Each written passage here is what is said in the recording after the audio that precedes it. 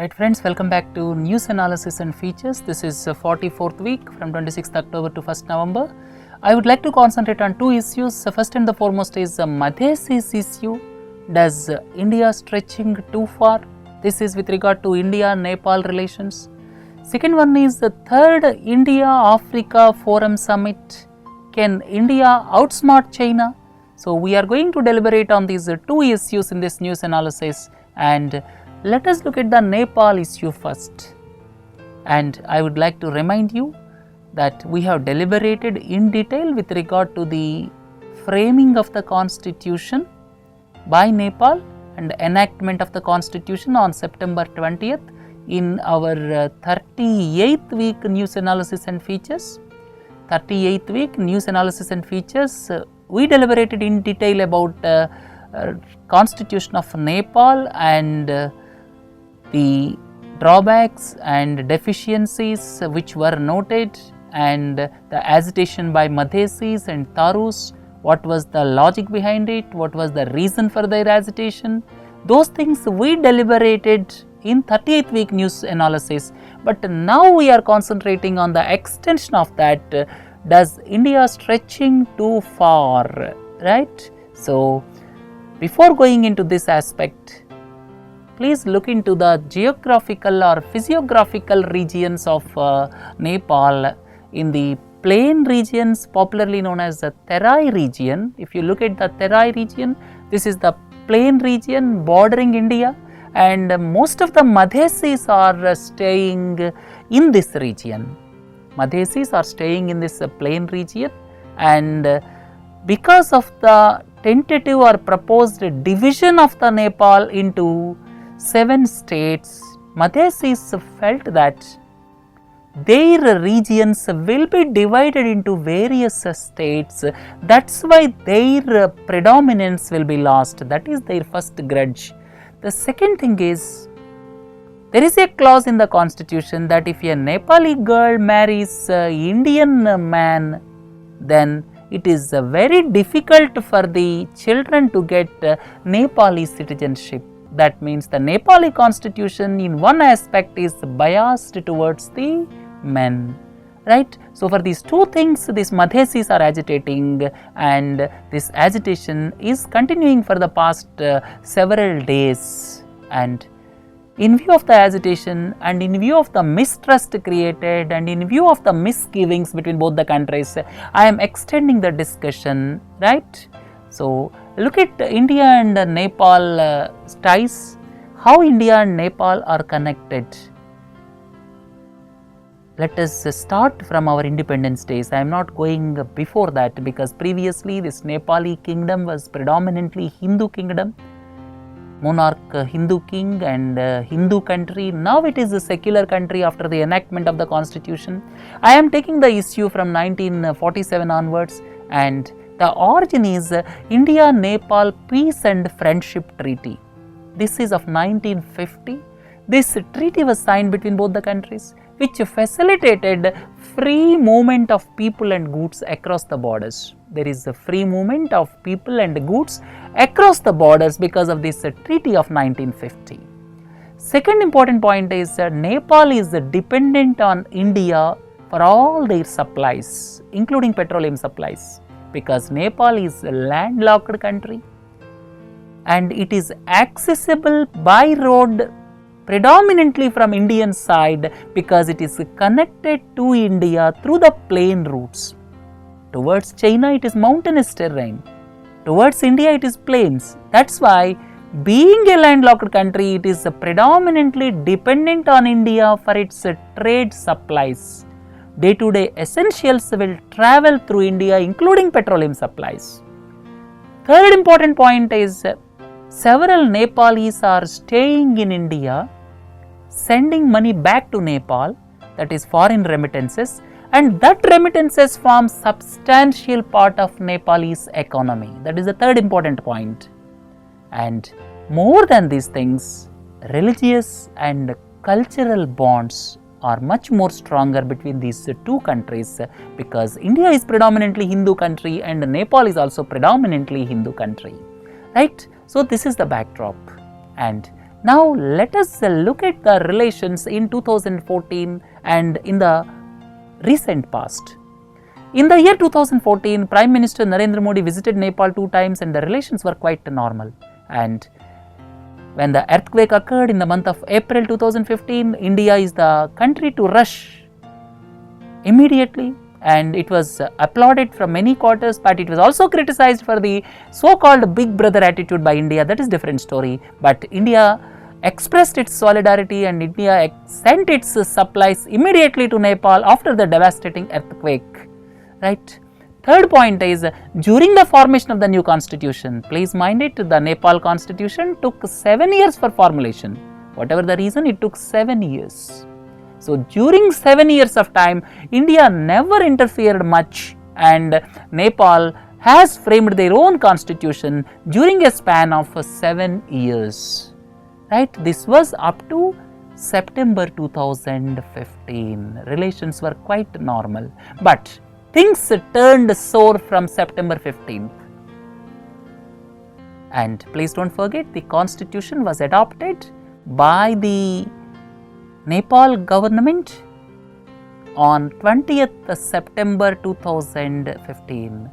And let us start from September 15.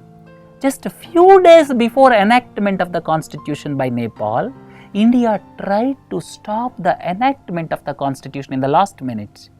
India was silent for almost 7 years, but in the last minute, India tried to stop the enactment of the constitution, citing the issue of Madhesis and Tharus.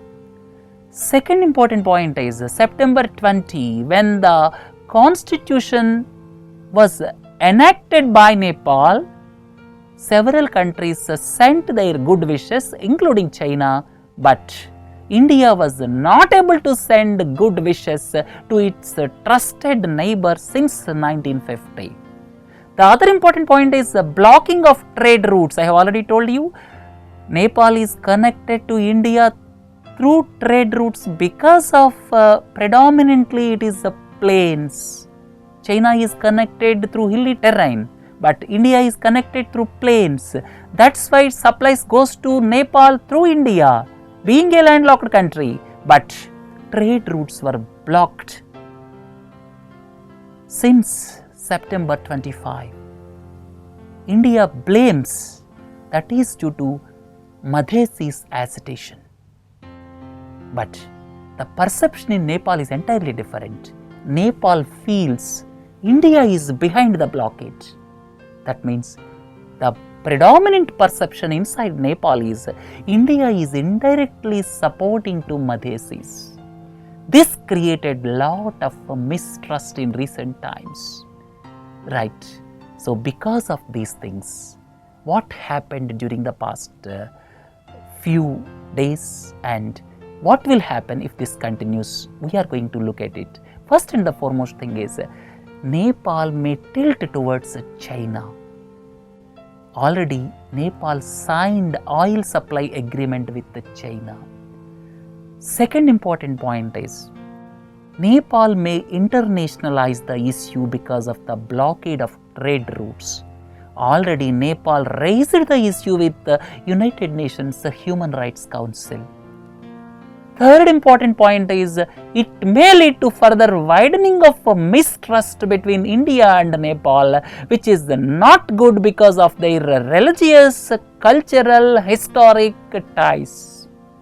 And because of these things, there is mistrust created, and Nepal is blaming India for blocking the trade routes. But India blames Nepal that you are not able to set right your house in order. Madhesis are blocking the routes, India says, but Nepal says you are blocking the routes. That is indirect support you are giving to Madhesis. So whatever the reason, and please don't forget, Nepal is predominantly dominated by hilly people, and Madhesis have got a feeling of marginalization, and Madhesis have got close ties with India. These areas are bordering Bihar, and because of all these things, lot of mistrust created between India and Nepal, which is not good both for India and Nepal. And the final word is, India cannot afford to lose its trusted neighbor because of the cultural, historic, religious ties between these two countries. India cannot afford to lose its trusted neighbor. We have lost several neighbors. There is lot of mistrust created in several of our neighboring countries, but we should not lose Nepal at any cost. What will happen? If we lose Nepal, then it will ultimately tilt towards China and it will become historical blunder from India's side. And if you look at Nepal, it cannot afford further straining of relations with India because of close religious and cultural ties. Not only that, economically, several Nepalis are staying in India, and foreign remittances from India is the predominant share of Nepali economy. That's why they cannot afford to lose India. So this is required from Indian perspective and Nepali perspective to maintain good relations. So let us hope some breakthrough in the near future, right friends? India-Africa Forum Summit, we have discussed certain things in the lecture part. I would like to throw some different light in this news analysis. India-Africa Forum Summit, I have already deliberated in the lecture part. It was started in 2008. Why it was started? Because India and Africa has got several similarities. India was under colonial rule for 200 years. Similarly, several African countries are under colonial rule. Not now, but they got independence somewhere around 60s and 70s. That means India was under colonial rule up to 1947. Similarly, African countries were under colonial rule up to 1950s and 60s. And the problems faced because of colonial rule are similar in both the regions. Right? Second is underdevelopment. Third is several people below poverty line. Fourth one is connection of Mahatma Gandhi with South Africa. So these are all the points which bind India and Africa more than any other country. But subsequent to liberalization of 1990s, somehow the bond between India and Africa was broken, and to reinvigorate and to re-establish such type of cultural ties between India and Africa, keeping the economic backwardness of Africa in mind, keeping the opportunities of Africa in mind, this was created in the year 2008, and first summit was held in New Delhi. Second one was held in Addis Ababa, Ethiopia, and now this is the third one. India's trade with Africa is around $70 billion and China's trade with Africa is around $200 billion. Economically, China is ahead in comparison to India, but let us look at what are the advantages India had. Before going into that, let us see exports and imports. India's exports are around $33 billion, which is around 10% of total exports. Predominant countries are South Africa, Kenya and Egypt. And imports to India are around $39 billion, which constitute around 9% of total imports, and predominant countries are Nigeria and South Africa. So this is export-import scenario between India and Africa. So the total trade is around $71 billion and trade with China is around $200 billion. If you look at investment, Indian companies invested around $30 to $35 billion in Africa, whereas China invested around $180 billion only in sub-Saharan Africa for development projects.